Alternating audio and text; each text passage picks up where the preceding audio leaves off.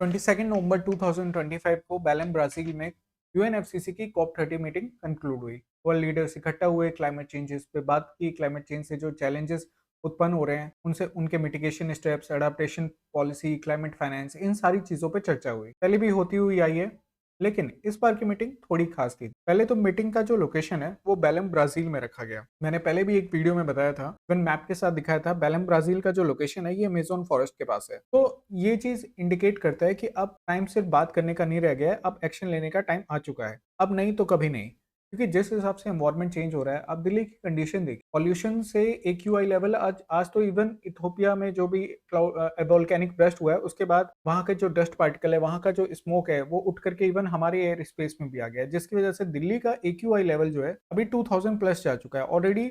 दिवाली के बाद से एयर क्वालिटी इंडेक्स जो है दिल्ली का गिरा हुआ था। तो कहीं ना कहीं क्लाइमेट चेंज आप उस, और अभी देखो आप बे ऑफ बंगाल में आपके तूफान आते रहते हैं, स्टॉर्म्स आते रहते हैं, हरिकेन्स आने ज्यादा, अमेरिकन रीजन में आपका हरिकेन्स बढ़ गए। अरेबियन सी में पहले तूफान नहीं आया करते थे, वहां पे तूफान आने शुरू हो चुके हैं। क्लाइमेट गर्मी पहले से ज्यादा रहने लगी है। आपके विंटर्स का भी देखो, आपके विंटर शॉर्ट होने लगी है। तो लिटरली अभी जो सिचुएशन ऐसी आ गई है कि अभी नहीं तो कभी नहीं, डू एंड डाई वाली स्टेट है। क्योंकि आज क्लाइमेट को बचाना ना सिर्फ प्रेजेंट जनरेशन की जरूरत है, आगे आने वाली फ्यूचर जनरेशन को भी अगर इस धरती पे सर्वाइव करना है तो क्लाइमेट को सेव करना ही होगा। एंड इसीलिए इस तरह की मीटिंग्स काफी इंपॉर्टेंट हो जाती है। इससे हमें ये पता चलता है कि कंट्रीज आगे आने वाले टाइम में कौन से स्टेप लेने वाली है, कौन सी पॉलिसीज को ज्यादा फोकस रहने वाला है, एडाप्टेशन मेजर्स क्या क्या रहने वाले हैं, कौन कौन सी ग्रीन टेक्नोलॉजीज पे फोकस रहने वाला है। तो इस न्यूज की सिग्निफिकेंस को समझते हैं, देखते हैं एग्जाम पर्सपेक्टिव से भी क्यों ये इंपॉर्टेंट है। साथ ही साथ हम सभी को ऐसी चीजों के बारे में पता होना चाहिए। हमें अपने इन्वायरमेंट के बारे में अगर हम लोग अवेयर नहीं रहेंगे तो कैसे हम लोग अपनी सोसाइटी को अवेयर करेंगे, कैसे हम लोग एनवायरमेंट फ्रेंडली मेजर्स करेंगे, कैसे हम लोग सस्टेनेबल डेवलपमेंट की तरफ बढ़ेंगे। ठीक है, तो इस तरह के जो भी मीटिंग्स होती है हमारे इंडिया में, देखो एक इशू है इंडिया में ना, लोग एनवायरमेंट को लेके जागरूक है ही नहीं। आप देखो दिल्ली में पॉल्यूशन की कंडीशन बनी हुई है, कहीं ना कहीं वहां की पब्लिक को भी स्टेप लेने होंगे, ग्राउंड लेवल पे भी स्टेप लेना होगा, तभी जाकर के एयर क्वालिटी इंडेक्स को इंप्रूव किया जा सकता है। एनवायरमेंट को बचा पाएंगे तभी हम लोग एक सस्टेनेबल ग्रोथ की तरफ, सस्टेनेबल डेवलपमेंट की तरफ बढ़ पाएंगे। चलिए इस न्यूज को डिटेल में डिस्कस करते हैं। मैं अभिषेक सिंह आप सभी का स्वागत करता हूँ सिंगा क्लासेस में। अगर इस मीटिंग की बात की जाए तो ये बेलम ब्राजील में हुई थी। इसका लोकेशन जो है ये अमेजोन फॉरेस्ट के पास है, जो इंडिकेट करता है कि अब टाइम सिर्फ बात करने का नहीं, अब समय आ चुका है एक्शन लेने का। मीटिंग्स के जो मेनली आउटकम हुआ, जो 22 नवंबर को ये मीटिंग कंक्लूड हुई, और जो फाइनल आउटकम हुआ उसमें मेन जो फोकस रहा वो अडाप्टेशन पॉलिसीज पे, क्लाइमेट फाइनेंस पे, और safeguarding the economic interest of the nations हो गया। बेसिकली जब ये स्टार्ट हुआ था तो मेन थीम जो था कि कहीं ना कहीं एक जो थीम रखा गया था वो था transition from the fossil fuel. But इस बार ग्लोबल साउथ नेशंस की जो आवाज है वो ज्यादा गूंजी। उनका ये कहना था कि कहीं ना कहीं अडाप्टेशन पॉलिसी पे ज्यादा फोकस करो। आप ट्रांजिशन करते हो तो बिजनेस पर्सपेक्टिव वहां पे बढ़ता है। ट्रांजिशन फ्रॉम फॉसिल फ्यूल मतलब आप ग्रीन टेक्नोलॉजी को अपना रहे हो। अभी ग्रीन टेक्नोलॉजी ज्यादातर वेस्टर्न नेशन और अमीर नेशंस के पास है, यूरोपियन नेशंस के पास है। लेकिन ये ग्रीन टेक्नोलॉजी आपके डेवलपिंग नेशंस को बेचते हैं। अभी डेवलपिंग नेशंस को एक तो डेवलप करना है, अपने देश को डेवलपमेंट की तरफ ले जाना है, साथ ही साथ उनके पास रिसोर्सेज भी कम है। तो एक तो आप डेवलप नेशन से ग्रीन टेक्नोलॉजी खरीदोगे, वहां पे पैसा काफी खर्चा होगा, प्लस आपके पास रिसोर्सेज कम है। और डेवलप्ड नेशन है, वो टेक्नोलॉजी देते भी नहीं है, टेक्नोलॉजी ट्रांसफर में भी वो लोग हजार बहाने होते हैं उनके पास। तो डेवलप्ड नेशंस को ऐसा लगा ग्रीन टेक्नोलॉजी के नाम पे हमें बेवकूफ बनाया जा रहा है। उनको ऐसा लगता है कि ग्रीन टेक्नोलॉजी बेच करके वो बिजनेस ओरिएंटेड मॉडल को ज्यादा फॉलो किया जा रहा है। तो इस बार कहीं ना कहीं ग्लोबल साउथ के नेशंस ने अपनी आवाज उठाई और कहा कि एडाप्टेशन की ज्यादा जरूरत है। एडाप्टेशन क्या? क्लाइमेट फाइनेंस, मतलब क्लाइमेट के अकॉर्डिंगली खुद को उसके अनुकूल बना लेना, खुद को अनुकूल बना लेना। सपोज किसी देश में, जैसे हमारे देश में मानसून आता है, हमारा कृषि जो है मानसून पे बहुत ज्यादा डिपेंडेंट है। अब अगर किसी साल मानसून कम हो जाता है, किसी साल मानसून बारिश कम होती है, तो उस केस में क्या होगा? लोगों की फसल मरनी शुरू हो जाएगी। तो क्यों ना ऐसी फसलों को अपनाया जाए जिनको वाटर की जरूरत थोड़ी सी कम पड़े, है ना। जीएम क्रॉप्स पे थोड़ा फोकस कर लिया जाए, जेनेटिकली मॉडिफाई कर लिया जाए, सो दैट हमारी एग्रीकल्चर नीड्स भी फुलफिल हो जाएंगी। और अगर वाटर स्ट्रेस, ऑलरेडी इंडिया में वाटर पानी की कमी हो रही है, तो वाटर का भी जो कमी है उसके साथ भी डील किया जा सकता है। दूसरी, है ना, रेन वाटर हार्वेस्टिंग किया जाए।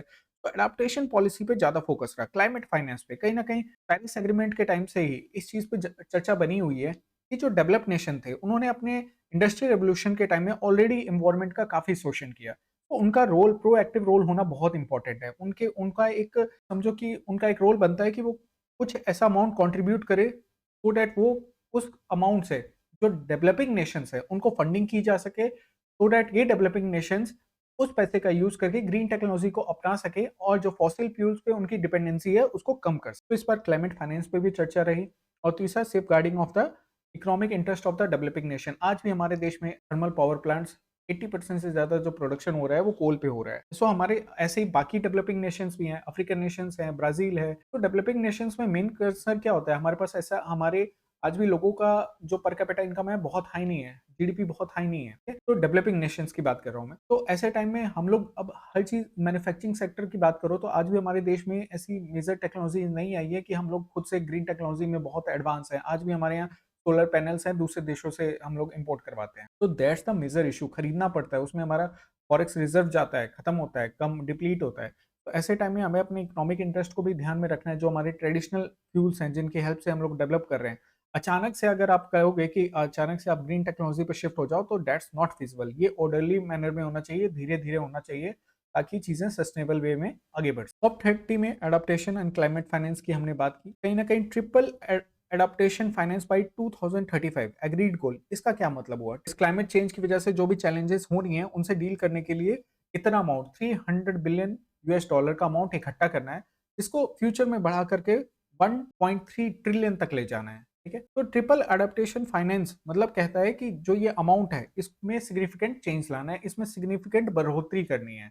हमें जो आज के डेट में जो हम लोग जो एनुअल लेवल पे जो अमाउंट हम लोग इकट्ठा कर रहे हैं to deal with the climate change, to deal with the to adopt the various adaptation policies, इस अमाउंट को बढ़ाना है धीरे धीरे। और 2 year work programme on climate change, इसका भी एक स्टेप लिया गया। ये क्यों किया गया? ताकि ये जो अमाउंट आप इकट्ठा करने की बात कर रहे हो, like 300 billion per year to deal with the climate change, इस अमाउंट का यूज कैसे करना है उसके लिए एक 2 ईयर वर्क प्रोग्राम रखा गया। Why adaptation focus? क्यों एडेप्टेशन पे ज्यादा फोकस किया गया? क्योंकि जो गरीब नेशन है वहां एक्सेसिव वेदर लॉसेस होते हैं, जो क्लाइमेट चेंज होता है उसकी वजह से बहुत सारे लॉसेस झेलने पड़ते हैं। मानसून अगर वीक हो गया तो हमारे देश में एग्रीकल्चर बर्बाद हो जाती है।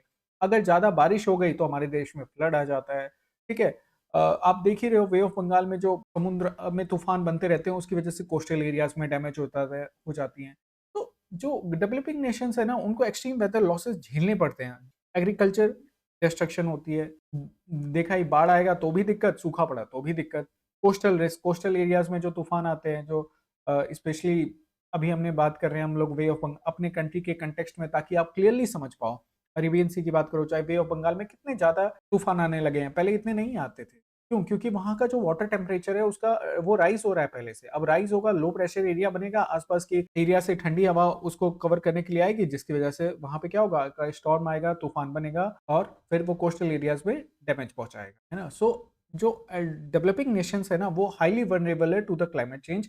इसलिए एडाप्टेशन पॉलिसीज पे ज्यादा फोकस किया गया कि चेंजिंग क्लाइमेट के हिसाब से कैसे पॉलिसीज को अपनाया जाए, कैसे चीजों को मैनेज किया जाए गरीब नेशन, ताकि जो डेवलपिंग नेशंस है वो ऑर्डरली वे में शिफ्ट कर सकें। एक तो क्लाइमेट चेंज के साथ भी डील करना है, साथ ही साथ ऑर्डरली वे में उन्हें फॉसिल फ्यूल से नॉन फॉसिल फ्यूल की तरफ शिफ्ट करना है, कार्बन एमिशन को कम करना है, नेट जीरो एमिशन टारगेट को मीट करना है। That should happen in order, that should happen in step by step. इस मीटिंग में जो मेन पर्पस था कि ensure policies do not restrict trade growth in developing Nations. कहीं ना कहीं जो ये पॉलिसीज है उसको ये इंश्योर जरूर करना है कि डेवलपिंग नेशंस का डेवलपमेंट ना रुक जाए, वहां पे ग्रोथ, वहां पे ट्रेड जो है वो ना रुक जाए।